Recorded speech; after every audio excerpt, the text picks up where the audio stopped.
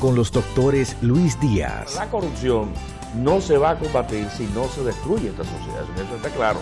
Se pueden dar pasos, se pueden enfrentar. Rafelina Trinidad. Que el dinero que se invirtió fue muy mal invertido. En este sistema de salud que nosotros tenemos, el día a día es sumamente. Y José Pichardo. Ese dinero pudo muy bien sido utilizado en los hospitales, en los comedores económicos, en las cárceles. Por Televiaducto Canal 3, el canal de los mocanos. Estamos entre galenos.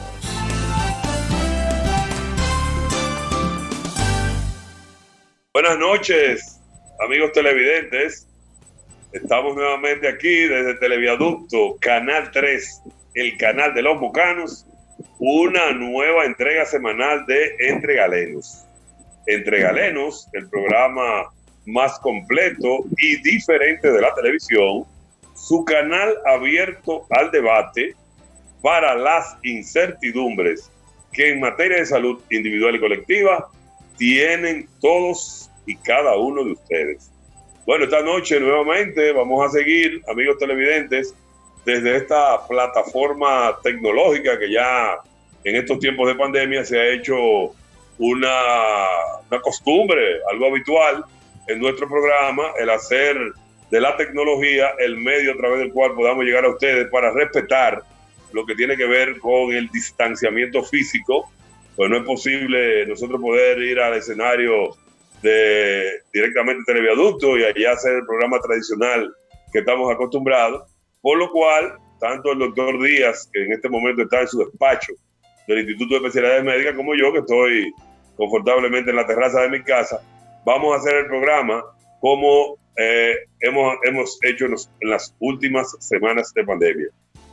Hoy tenemos un programa interesante donde vamos a estar abordando los temas que tienen que ver con la pandemia, así como también temas que han estado ocupando espacio en los medios de comunicación y despertando interés en los amigos televidentes. La semana pasada tuvimos un interesantísimo programa con la participación del doctor Nelson Rodríguez. Hemos recibido mucha retroalimentación positiva de gente que entendió que fue un buen programa y que Nelson, como es muy conocedor de lo que tiene que ver con políticas de salud pública, por su experiencia en los cargos que ha ocupado y porque se mantiene todavía en la palestra a través de una columna semanal que tiene un diario de circulación nacional, pues recibimos muy buenos comentarios, vamos a decirlo así, de la participación de Nelson y los enfoques que se hicieron con relación a las políticas que se han implementado para frenar el coronavirus. Bueno, primero, amigos televidentes, vamos a darle la bienvenida a todos y la buenas noches al doctor Díaz. Doctor Díaz, buenas noches. ¿Cómo está usted? ¿Cómo está por allá la cosa? Buenas noches, doctor Pichardo. Buenas noches, amigos televidentes. Nada, aquí bien, en la pelea. Sano todavía. Bueno, doctor Díaz siempre está en la batalla desde su puesto como administrador de un importante centro de esta ciudad, pues dando la cara, vamos a decirlo así, en esta lucha por la salud de todos los mocanos, del pueblo dominicano en sentido general, desde su trinchera. Pues ahí estamos también en YouTube. Y en una cuenta de Twitter ahí que no la usamos mucho, pero está disponible también la cuenta de Twitter nuestra. Lo que quiere decir que nosotros tenemos nuestra vigencia a través de los canales digitales que siempre hemos tenido. Bien, bueno, amigos televidentes, hoy el tema obligado de inicio, como ha sido en los últimos programas, es pasar una revista a lo que está ocurriendo con relación a la pandemia. Un tema al cual uno quisiera, pero no podemos sustraerle. Uno quisiera que cuando viniéramos a hablar acá, estuviéramos hablando como hacíamos los programas tradicionales nuestros. Bueno, ya de hoy soy, no, porque hoy soy ya no vamos a volver a hablar de eso. Más que cuando oigamos que van a someter a la justicia, y ojalá sea así, a sus incumbentes pasados. Pero, bueno, mira, acaba de entrar Nelson ahí, qué bien, que vamos a estar Nelson, pero de todas maneras, a Nelson lo vamos a integrar como parte del panel, aunque vamos a hablar del coronavirus, lo vamos a integrar como parte del panel, porque Nelson es una persona, como dicen por ahí, open mind, de mente abierta, y además de que es un tipo que tiene un criterio muy personal sobre las cosas, que uno tiene que respetarlo también, y él puede expresar entre galenos sin ningún tipo de cortapisas sus opiniones al respecto. Pero nosotros sí vamos a seguir con la de nosotros, ¿eh? Nosotros, con la pandemia ahora, pero esperamos que alguna vez todo eso que hemos estado despotricando por tanto tiempo, esa OISOE, que ya por fin se la llevaron. Ya lo que queremos es ver entonces en los tribunales a todo el que pasó por ahí. Ese es uno de los grandes deseos que nosotros tenemos. Pero bueno, eso dicen por ahí que los deseos son deseos y que los sueños son. Pero bueno. ¿Y cómo te cayó cambiar una ley para acomodarla a un nombramiento? ¿Hablaron de eso? Sí, no, eso no puede. Yo no vi el titular, pero es una vagabundería. Es una vagabundería de marca mayor. Pero ven acá, ¿y cómo va a ser que tú vas a estar cambiando leyes de organismos descentralizados para adaptarlo al candidato que tú tienes en ese puesto? Eso no puede ser. Eso no es. Es decir, esas son de las cosas que uno tiene que estar criticando acerbamente a este y a cualquier gobierno que lo haga. Porque no contribuye a la institucionalidad de este país. No, y nada más esa persona que puede ser director de eso. No hay uno No, para nada. El perfil y los requisitos. O eso Claro. excepcional que va a resolver los problemas por arte de magia. No. Del INAPA. Para nada. Uno siempre, y más este grupo, y ahora con la adición de Nelson, no podemos creer en el providencialismo. El providencialismo, eso está mandado, eso hay que mandarlo al saco de la historia. Para eso que usted tiene que tratar de construir una sociedad donde los individuos se eduquen, se capaciten, para que usted tenga diferentes opciones. ¿Hoy qué es eso? Esa es lo mismo que Danilo cambiar la constitución para poder repostularse de nuevo a escala menor, pero eso es lo mismo, cambiar Sí. Claro,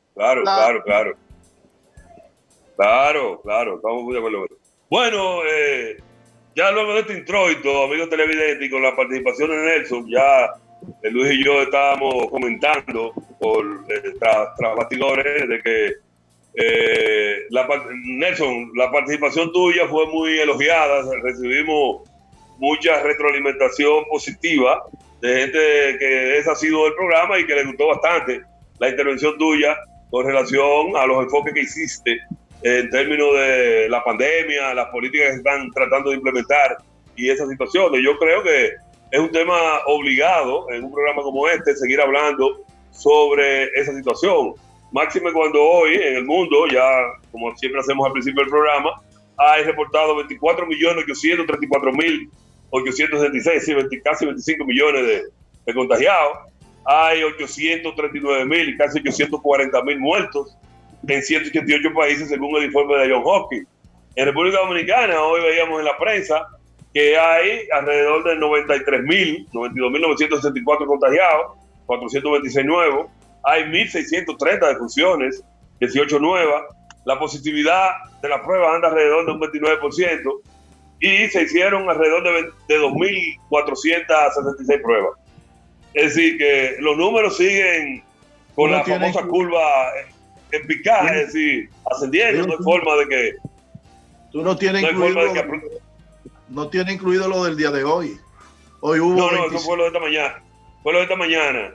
La prensa matutina fue la que estamos reseñando.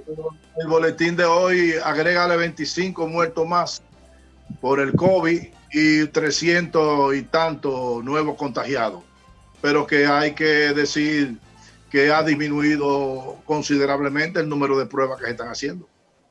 Sí. Entonces, porque probablemente eso explique la cantidad de menos contagios.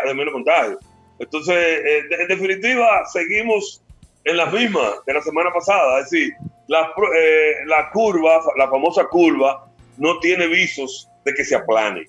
Es decir, lamentablemente, todos estos datos que uno está reseñando, cantidad de nuevos casos, cantidad de mortalidad, cantidad de ingresados en hospitales, en unidades de cuidados intensivos, en fin, aislados en hospitalarios, aislados en domiciliarios.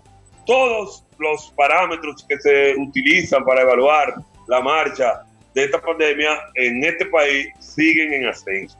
No hay forma de que se aplane eso, de que las políticas que se están implementando reviertan una situación que realmente preocupa. Entonces, vimos también de que las medidas que se están implementando. En esta semana o ayer se anunció que el Laboratorio Nacional va a aumentar su capacidad de procesar pruebas. Supuestamente van a trabajar 24 horas en 3 turnos. Dijeron también que iban a hacer 7,000 pruebas diarias. Con esa cifra que mencioné se dista mucho de eso. Dicen que van a extender, y de hecho extendieron las medidas de emergencia a 45 días más las cámaras el Congreso. Y ¿cómo se llama esto? El toque de queda parece que va a seguir igual.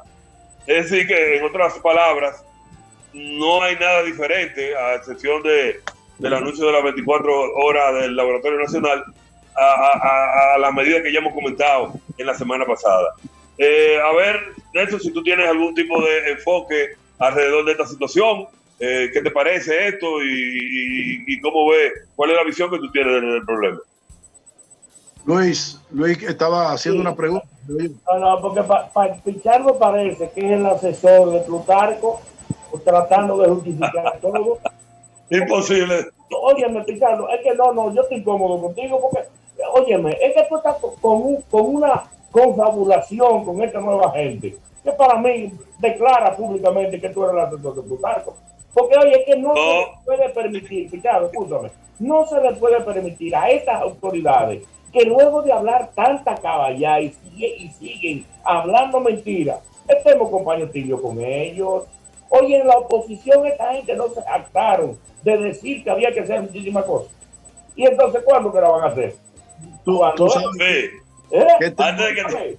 Espera. Perdón, Luis, este es el momento de antes de que Nelson hable. Oye, lo bueno...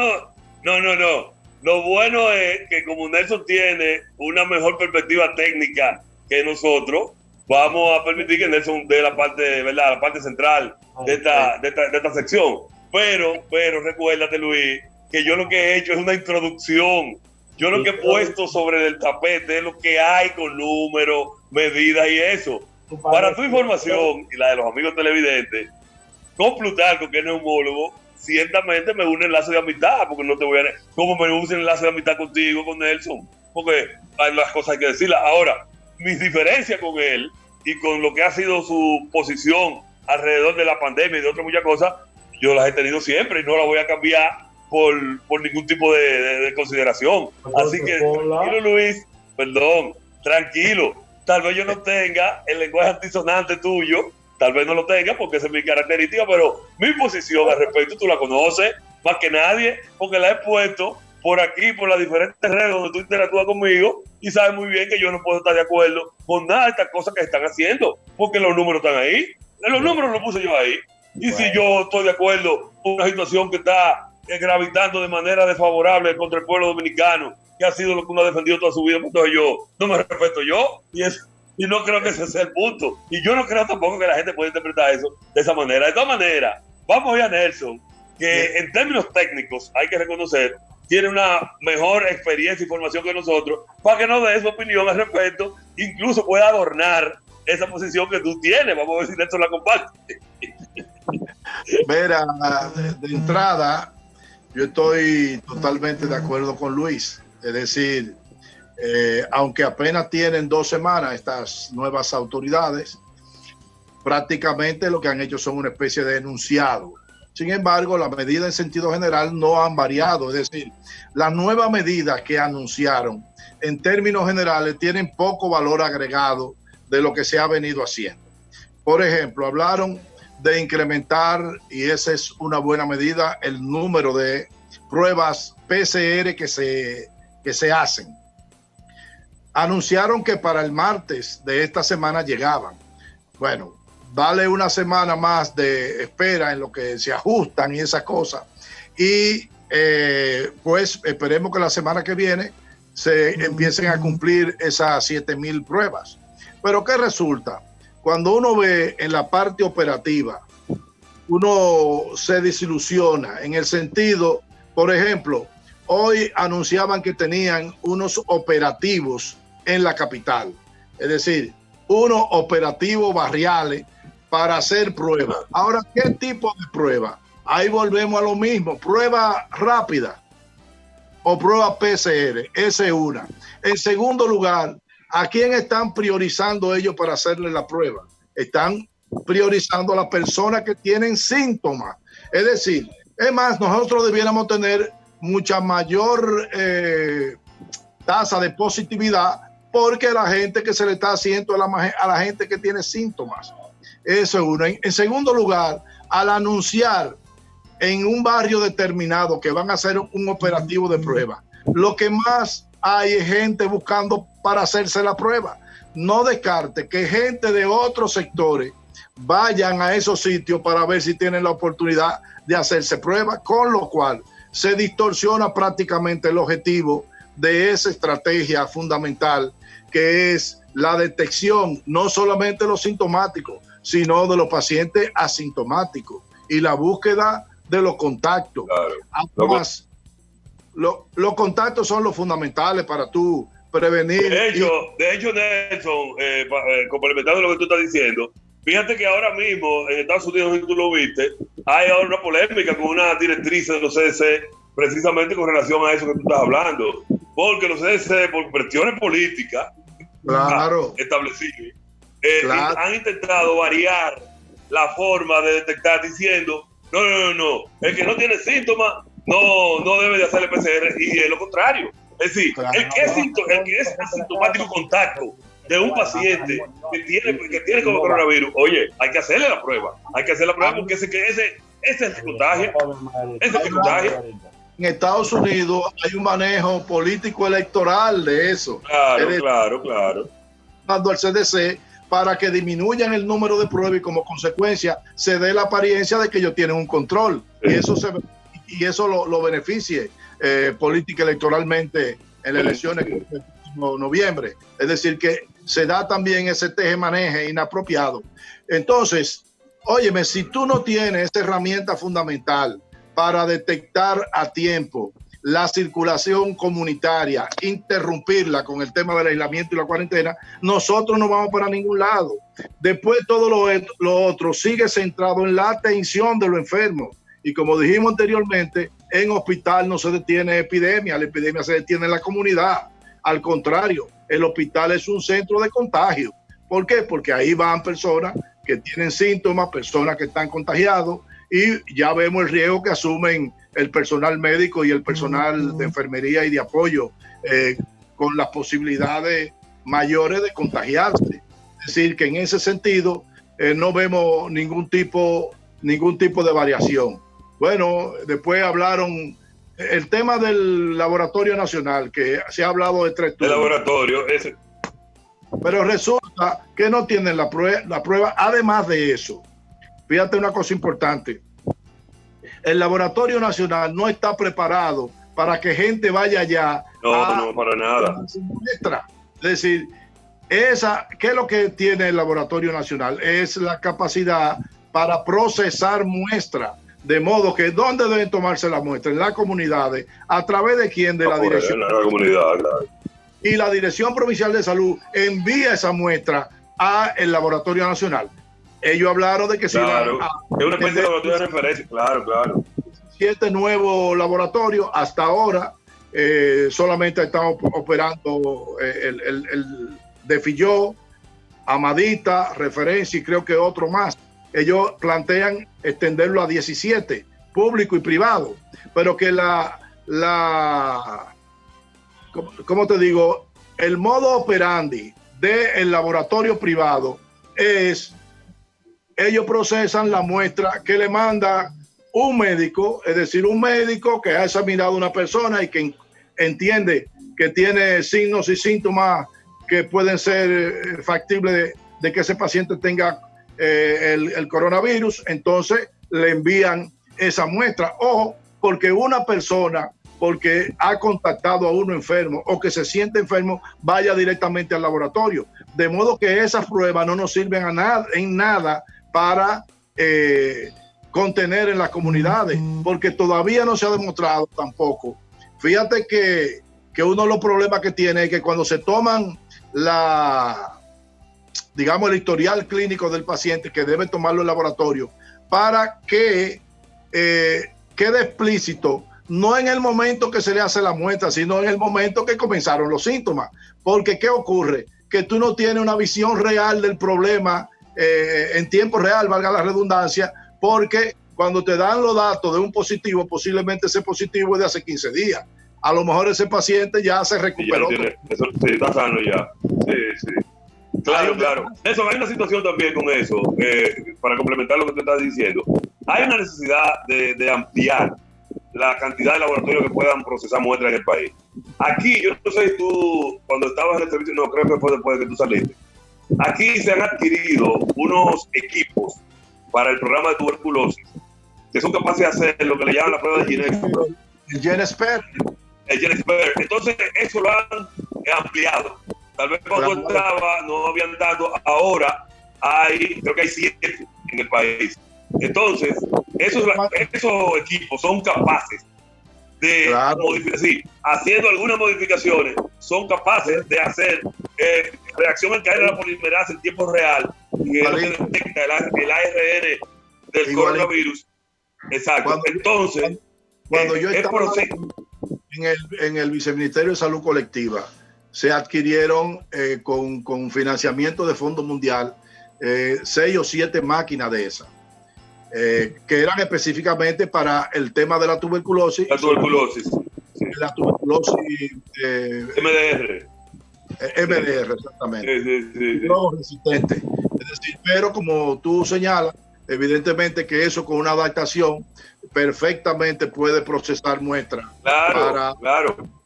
Y eso. La de la OPS lo propuso. Es decir, sí, por eso te digo. Claro. Porque esa sería también una forma, si hay la voluntad, porque esa es otra. Mira, ¿qué ha ocurrido? Yo no sé si ustedes vieron, Luis, un dato que suministró un periodista. Oye, uno de los laboratorios ha manejado una millonada de pesos. Increíble. 1.500 milloncitos. Exacto. Un solo laboratorio privado. No, pero díganme el nombre. No. Laboratorio de referencia. Bueno. Asociado a... Usted tiene miedo, ¿no? No. Asociado a directivos, a gente del Palacio del gobierno anterior. Ok, perfecto. Yo no sabía ese dato. Oye, Luis, el dato yo no lo sabía. Oye, el dato yo no lo sabía. Pero ese es el punto. Ok, está bien. Es por ti, por la denuncia. El dato yo no lo sabía, pero perfecto. El punto es que un laboratorio privado, con esos intereses que tú estás señalando, ha manejado esa friolera de 1.500 millones, que son 1.500 millones.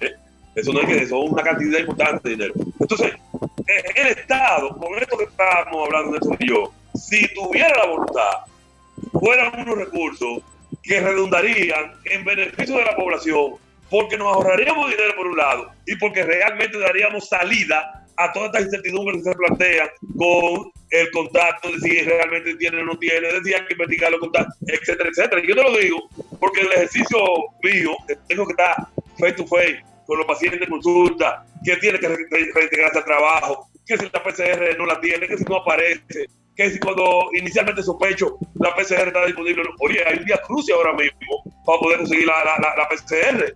Y sin una PCR, oigan bien, sin una PCR no hay posibilidad ninguna de tú tener la certeza de que es un coronavirus SARS-CoV-2 que tú estás manejando. Mira, se han cometido muchos errores. Un error fue precisamente poner en manos del sector privado las posibilidades más expeditas con toda la dificultad de tener la prueba. Y es bueno señalar que como a nivel de lo que es el Plan Básico de Salud o el PDSS, desde luego no existía la epidemia y como consecuencia no estaba contemplada esta enfermedad dentro del catálogo de prestaciones por parte del Plan Básico de Salud. Entonces, ¿qué hubo que hacer? Hubo que hacer un acuerdo entre el gobierno y las ARS para incluirlo. Eso quiere decir que esas pruebas las está pagando el pueblo ahora mismo, porque es el Estado el que está pagándole eso a las ARS, porque no es verdad que las ARS, de acuerdo al comportamiento tradicional que han tenido, así por la linda cara del gobierno, la iban a asumir. Y dicho sea de dinero. óyeme, que la cantidad, es más, en un momento se hizo una propuesta de que se disminuyera la cápita. ¿Por qué? Porque en este año, a pesar del COVID, porque la gente que tiene otro tipo de dolencia no está demandando servicio en términos generales, han tenido un aumento exponencial de la ganancia. Es decir, se lo han ganado todo. Entonces, si mal no recuerdo, el precio de una prueba anda alrededor de los $20-25. Entonces, la prueba la están haciendo a nivel privado por $4,300 pesos. Es decir, ¿cuánto se está ganando esta gente? Óyeme, es realmente, bueno, caen en prácticamente una cuestión de usura. Es decir, explotando. Sí, la están haciendo como en $70. $70 y te sale pecho. Exactamente. 50 en cada prueba. Ok, y por otro lado, entrando en lo que porque aquí se ha priorizado el negocio más que la propia epidemia. Es decir, bueno, ya ustedes vieron una serie de licitaciones fallidas, producto de denuncias que se hicieron de manejo de las licitaciones y como consecuencia no tuvieron a tiempo una serie de insumos necesarios, por ejemplo, en los hospitales, todo lo que tiene que ver con el equipo de protección personal y todas esas cosas. Es decir, una serie de insumos que eran necesarios e imprescindibles, pues la licitaron tanto desde el Servicio Nacional de Salud como del Ministerio de Salud Pública, y resulta que esa licitación la suspendió compra y contrataciones como consecuencia de denuncia. Entonces ahí se dejó adquirir eso. Por otro lado, entonces se adquirieron muchísimas cosas de grado a grado, posibilitando también el enriquecimiento ilícito producto de procedimientos irregulares para una serie de personas. Eso mismo ha ocurrido con el tema de las pruebas rápidas. Han permitido que entren una cantidad enorme de marcas diferentes de pruebas rápidas donde no se conoce el nivel de especificidad ni de sensibilidad que tienen esa prueba. Incluso se dicen que tienen menos del 50% de especificidad y sensibilidad. Sí, entonces, sí. ¿Cómo tú vas a ser operativo con ese coso? Sobre todo, creo que lo comenté en el espacio anterior, el tema de los falsos positivos y los falsos negativos. En el sentido de que cuando es que hay una situación. Tú tienes un falso positivo, bueno, a esa persona, digamos que tú lo pones en aislamiento y no pasa de ahí, pero el falso negativo, es decir, la persona que está positiva y esa prueba rápida lo cataloga de negativo, ese anda circulando, regando el virus por ahí creyendo que está sano y todo el mundo claro. Fíjate hasta dónde se ha llegado al respecto. Es decir, que lamentablemente aquí se priorizó por un lado el tejemaneje político electoral y por otro lado el tema de los negocios, aprovechando la pandemia, como ha ocurrido en otros países latinoamericanos, que hay presos. Aquí es el único sitio donde no hay presos. No, así, ciertamente el asunto de la pandemia, por la misma característica de ella y lo que ha generado y todo lo demás, ha sido un problema en el mundo entero. Esto ciertamente no es exclusivo nuestro. Incluso países desarrollados, con mucho institucionalidad, historia y todo lo demás, han tenido un mismo problema con eso. Ahí está el ejemplo de Estados Unidos, lo tenemos el mismo. Cómo se ha manejado desde el punto de vista electoral por un lado, pero también económico. Han habido muchísimas denuncias en ese sentido, conflicto de interés y todo lo demás. Y en Europa también, en Europa también.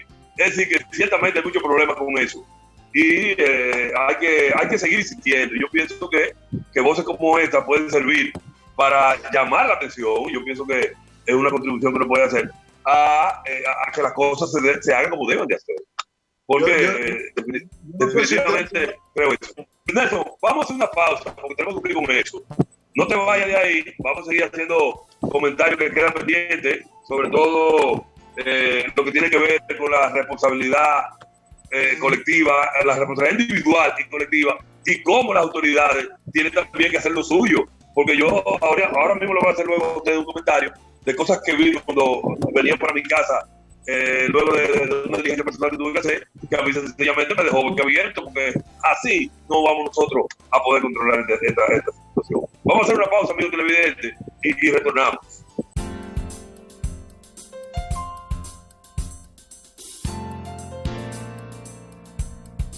Bueno, amigos televidentes, estamos nuevamente de retorno en este interesante conversatorio alrededor de diferentes temas, pero haciendo hincapié básicamente en lo que tiene que ver con la pandemia y las medidas que están tomándose para tratar de contener esto.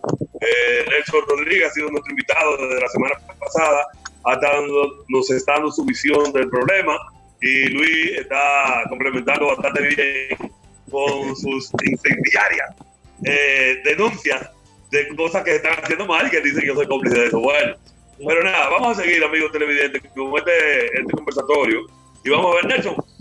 Mira, yo decía en la pausa que me llamó bastante la atención cuando venía a mi casa para el programa, porque estaba en una diligencia personal, el ver en la calle a grupos de jóvenes, sobre todo jóvenes, compartiendo en las esquinas, alrededor de los colmados y ese tipo de cosas, en esa actividad social de beber cerveza, compartir el grupo, sin ningún tipo de distancia, sin mascarilla, en fin.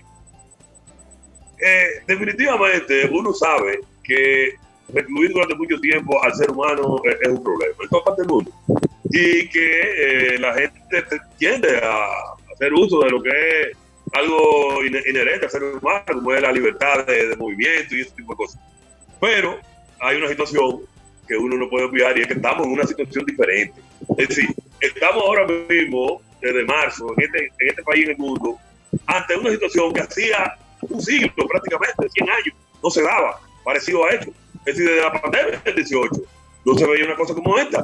Y es un virus que evidentemente es muy contagioso, es un virus que a determinados grupos le da, como decimos popularmente, le da en la madre, causa mortalidad a esos grupos vulnerables, y es un problema. Y hemos visto cómo ha desbordado la capacidad de los sistemas de salud en las diferentes partes del mundo de atender a su población. Es decir, y se ha visto también claro que la única medida que realmente ha funcionado en lo que llegan las vacunas, en lo que llegan los tratamientos efectivos, oye, es aislar a la gente, mantener la distancia, usar la mascarilla, lavarse frecuentemente las manos, en fin, eso es lo que da resultados, amigos televidentes, y ya veremos las opiniones de Nelson y Luis. Eso es lo que da resultados, olvídense de los ejércitos de colores, que lo único que da resultados es eso, y eso está demostrado por países claro por eso, y que lo han explicado, acá China, Nueva Zelanda, en fin, hemos hablado mucho de eso acá. Pero aquí en este país tenemos una situación que si de alguna manera nosotros no entendemos, si las autoridades no hacen que la gente entienda, entonces nosotros vamos a tener un problema. Vamos a tener un problema que ya hemos dicho aquí, no hemos comentado el tema contigo, Nelson, llegará el momento, sea hoy o en otra ocasión, que ni siquiera la vacuna, oigan bien, ni siquiera la vacuna va a resolver eso de manera inmediata. Es decir, que aún hay una vacuna disponible, esto no es una cosa de que en 2 meses se acabó la cosa, no es así. Entonces, ¿cuál es, Nelson, la visión que tú tienes alrededor de esa situación particular que afrontamos aquí en nuestro país? Yo pienso que las autoridades, tanto las recién pasadas como las actuales, han depositado mucha confianza en el tema del toque de queda. Pero el toque de queda por sí solo no resuelve ningún problema. Porque si durante el día no se observan lo mismo que tú decías, el tema del distanciamiento, el tema del uso de la mascarilla, el tema de extremar las medidas de higiene, sobre todo el lavado de las manos de la gente, de poco vale el toque de queda nocturno, porque el virus no solamente circula de noche, porque tal parecería como que el virus solamente circula de noche. Entonces, ¿qué resulta? Entiendo como que las autoridades soltaron en banda, como dicen en buen dominicano, a todo el periodo exento del toque de queda. Porque, fíjate, si tú vas a un supermercado, ya no hacen fila al supermercado, la gente entra directamente. Es decir, ya no hay distanciamiento. Es decir, que uno personalmente tiene que hacerlo. Pero las medidas que anteriormente se estaban haciendo, de que se entraba poco a poco al supermercado, ya eso se levantó. Si va aquí en Moca al banco de reserva aquí frente al parquecito, ahí al ayuntamiento, tú verás como que están la gente en una fila aglomerado en la puerta. Es decir, están encima uno del otro. Y por otro lado, pues una serie de negocios que concitan el tema de aglutinamiento de gente, como son las cafeterías, los colmadones, están operando por la libre ya, es decir, que no hay ningún tipo de medida. Yo entiendo que las autoridades soltaron eso. Y fíjate que nosotros no hemos podido, como tú decías, aplanar la jodida curva esta de contagio. A pesar, ¿qué tiempo tenemos en confinamiento, el toque de queda nocturno? Estamos hablando de varios meses. Sin embargo, no han surtido el efecto. Sí, claro. Porque en el día se está haciendo de todo. Y ahí entra, entonces, la responsabilidad de las autoridades en hacer cumplir eso. Y por otro lado, la responsabilidad individual colectiva de la comunidad. Y entonces, una gran deficiencia que ha tenido esta estrategia de contención nacional del virus es que no ha habido una participación comunitaria. Mira, lo que más hay por ahí, en este país son las juntas de vecinos. Digamos que hoy en día es la unidad más sencilla de organización que tiene la sociedad. Una junta de vecinos. En todos esos barrios tienen junta de vecinos y lo tiene registrado el ayuntamiento y en la gobernación. Es decir, que saben los barrios y cuál es la junta de vecinos. ¿Por qué no se ha utilizado la junta de vecinos para concientizar a la gente de ese barrio por barrio, de que entiendan, de que la misma gente se convierta en guardián, porque se van a afectar ellos mismos? Es decir, ese que está en una cafetería aglutinado ahí va posteriormente a tu casa y te lleva el virus a tu casa. Entonces yo creo que ahí está el fallo. Claro, Nelson, mira, Nelson, yo pienso, para complementar lo que tú estás diciendo, a mí me parece que eso que tú estás planteando es algo que las autoridades tienen que ver, o sea, tienen que contemplarlo. Y si no lo pueden hacer a nivel nacional, por lo menos a nivel local, es que si tú no involucras a la gente, si tú no le das participación a la gente, si tú no empoderas a la gente, tú no vas a tener éxito en ninguna acción que tú quieras hacer efectiva. Y tú estás hablando de la Junta de Vecinos, está muy bien, pero la gente tiene diferentes niveles de organización, tiene nivel de organización deportiva, tiene nivel de organización profesional, tiene nivel de organización empresarial. Es decir, todos los estamentos organizados de la sociedad hay que involucrarlo. Oíste, hay que meterlo, porque en eso yo he visto, oye, a veces está difícil decirlo, pero te lo voy a decir aquí a ustedes, amigos televidentes, también calladitos. Oye, he visto también médicos, colegas nuestros, que no usan tan adecuadamente la mascarilla. Oye, he visto colegas de nosotros que bajan la guardia ante situaciones que no deberían de bajarla. Y entonces, ¿cómo tú puedes lograr? La mejor manera de lograr que esa gente es que la asociación médica, la sociedad especializada, oye, esté constantemente diciendo a la gente, mira, hay que hacer esto, hay que cumplir el protocolo, hay que hacer, porque es de la única manera que tú puedes hacer en base a tú tratar de convencer con su organización el que haga una determinada acción que tú quieres. Es así, no hay de otra manera. Entonces tú tienes que meter a toda la organización de la sociedad, los médicos, los profesionales, los estudiantes, la Junta de Vecinos, como tú dices, los deportes, los empresarios, en fin, todos los elementos organizados de la sociedad tienen que los Jays, toda esa gente tienen una cultura de trabajo comunitario. Eso pueden ayudar muchísimo, pero no lo integraron por razones, bueno, no hay que estar repitiendo lo mismo, pero evidentemente que, bueno, hablaron de los flash, como yo le llamo, el enunciado que hicieron estas nuevas autoridades, hablaron de eso, de integrar a todos los sectores, porque esto es un problema nacional, no un problema de las autoridades solamente. Es decir, cómo involucrar a todas, como tú dices muy bien, a todas las organizaciones sociales, de la más sencilla hasta la más compleja, incluso las propias instituciones públicas y privadas, que tienen que concientizar a sus empleados, a sus obreros, y se realiza un enlace de todo eso eslabón, y cuando tú a la vez tienes una estrategia. ¿Tú has visto ahora mismo ninguna campaña nacional, institucional del Ministerio de Salud Pública? No existe. Lo poco que tú ves son de organizaciones privadas, de instituciones privadas. Incluso, creo que lo comenté en el otro pasado, yo decía que hoy en día hay una serie de programas que se ven más que los nacionales en cada una de las localidades a través del cable. Por ejemplo, los programas de mediodía de aquí se ven más que cualquiera de los programas nacionales a mediodía. Y así los programas vespertinos, la tardecita. Sí, y eso, ¿por qué? Porque era forma de la gente enterarse de lo que está ocurriendo en su pueblo. Lo ven. Por ejemplo, este programa yo sé que tiene muchísima audiencia.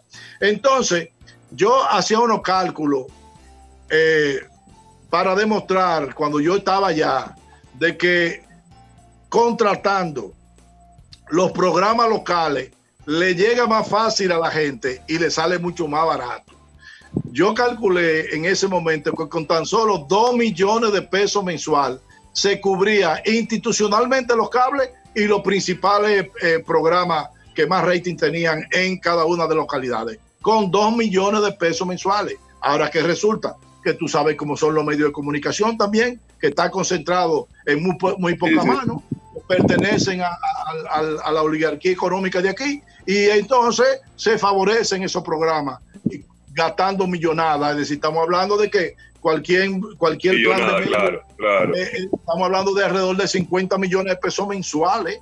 50 millones de pesos mensuales. Sí. Es decir, porque todo aquí es darle beneficio a otro, en fin, como diablo, hasta que nosotros no sinceremos esas cosas y se hagan con total transparencia, vamos a tener esas dificultades. Además, es importante tener en cuenta que hay una ley que obliga a que los canales, sean nacionales o locales, dedicar cierto espacio para la promoción cultural y de beneficio para el Estado. Y también se pudiera utilizar eso. Pero tú sabes, Luis, ¿cuál es el inconveniente de esa ley? Que lamentablemente no establece en cuál horario se pasa y entonces te lo pasan de madrugada. Ese es el problema. Cuando yo fui diputado, y recuerdo que tú hablaste de eso. Cuando yo fui diputado, yo recuerdo. Te iban a colgar eso. Te iban a colgar. Claro, ¿tú recuerdas? Te iban a colgar. Yo partía de que las frecuencias de radio y televisión son del Estado. El Estado le da una licencia para que un particular... No, lo son. Es la realidad. Claro. Entonces, esa ley lo único que decía... Sí. Yo le decía en la ley, de 1.440 minutos que tiene el día, lo único que el Estado quiere son 24 minutos, de 1.400. Ahora bien, era hasta 1 minuto cada hora. Es decir, repartido en los 24, hasta 1 minuto cada hora. Claro. Y entonces ya tú sabes, lo último que le faltó fue, bueno, muchos de estos prohombres que tú lo oyes hablando ahí, se opusieron radicalmente a eso porque que le iban a quitar una bicoquita buena, porque eso vale miles de millones de pesos. Y incluso en el proyecto de ley estaba, digamos, muy regulado para que el gobierno de turno no se aprovechara de ese espacio que lo debe utilizar el Estado, que es un espacio institucional. Solamente en fin, con lo que se le paga a José La Luz, de que yo espero que no se lo esté pagando, ¿verdad? Solamente con lo que se le paga, invertía el Estado en promoción de José La Luz, se paga esa campaña. Bueno, no sé cuánto le pagan a José La Luz, pero yo he visto unos cuantos camajanes que han salido ahí. Oye, gente que es independiente. Bueno, oye, Nelson, hay periodistas que tenían... Hoy salieron 3 independientes con salario de 175,000 pesos en el Consejo de la Hidroeléctrica. La hidroeléctrica. Es Gerardito, trapo eso. No, pero eso, la verdad que uno no se imagina, bueno, personalmente yo no me imaginaba cómo es que esta estructura de beneficio de los políticos a los diferentes niveles se daba. Yo no se me imaginaba que por tú ser miembro de un consejo de eso, ganaba ese viaje cuarto. Pero no solamente ahí, eso es entonces consejo. Estamos hablando del Banco de Reserva, óyeme, pero eso es increíble. La cantidad de dinero que se escapa aquí. Yo no quisiera ver cuándo, qué gobierno será el que racionalice una vez por todas ese expendio, ese gasto público dispendioso, ¿por qué es esto? No hay una ley. Yo no sé si Nelson, tú que estás en esos menesteres, y antes que nos vayamos, ¿Hay alguna ley, algún reglamento que dice, o creo haber oído, el tope máximo debe ser el presidente de la República? Nadie puede ganar más que el presidente de la República. Hay una ley salarial y no se ha puesto a implementar porque le falta desde hace 7 u 8 años el reglamento. Es decir, el reglamento que debió haber estado, creo que 60 o 90 días después de promulgada la ley, hace 6 o 7 años que no se promulga y por eso no se aplica. Y por eso tú encuentras donde esa ley dice que no puede haber un salario por encima del presidente. Pero todo eso son como debe ser. Es decir, como en términos nacionales, debería ser así. Debería ser así, porque se supone que la máxima figura es el presidente de la República. Nadie puede ganar más que él. Pero lo bueno de eso es que ellos malinterpretan lo que es tener autonomía financiera, funcional, etcétera. Porque la mayoría de esos organismos se dan 3, 4 y 5 salarios en diciembre de bono. Es decir, que ellos cobran, bueno, ya tuviste el tema del Banco Reserva ahí. Es decir, que por su buen desempeño, el tipo se dio a final de año, ya es una costumbre en todas esas instituciones, Banco Central, Banco de Reserva, las instituciones de la Seguridad Social, todas se reparten un dinerito a final de año, entre ellos, entre los grandes, 3, 4. Yo recuerdo uno que me sustituyó a mí que se lamentó de que ese año, por haber pasado donde yo estaba, iba a perder 2.8 millones de pesos. Digo yo, vamos a plan de...